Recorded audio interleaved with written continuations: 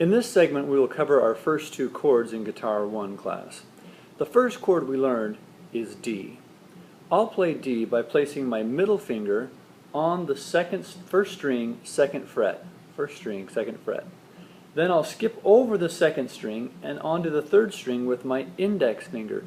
You see how those two fingers are spaced over the second string. And then I'll use my third finger to place on the second string, third fret. And there I have a D chord. D is played by strumming from the fourth string down. We don't want to strum the 5 or the 6 string. It's kind of a messy sound and it puts notes in there that we don't want. So we'll strum from the 4th string only and get a nice D chord. Now when you start out playing a D, it's likely that it'll sound more like... You won't get all of those notes sounding because your fingers have to learn how hard to push and where to touch, and it takes a little bit of time. So don't be frustrated if this doesn't happen for you right away. Give yourself some time.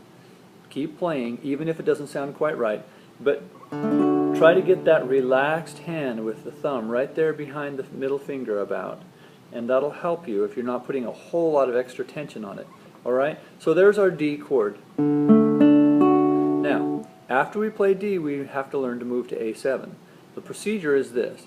Lift the ring finger off, the third finger lifts, and then these two fingers stay in this shape but move upward to the second and the fourth string.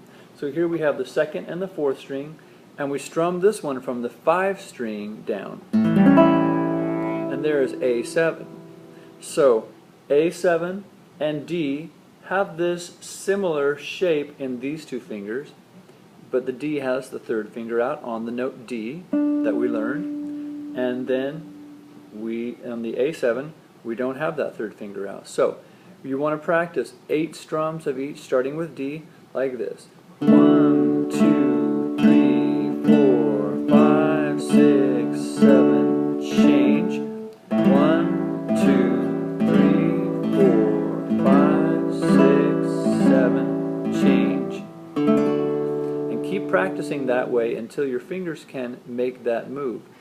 I often say that it's good just to practice this move, these two fingers alone, without even strumming, so that your fingers can learn, memorize that motion of moving up one string. Try not to move one finger and then the other and one finger and the other, but move them together as a unit or as a group.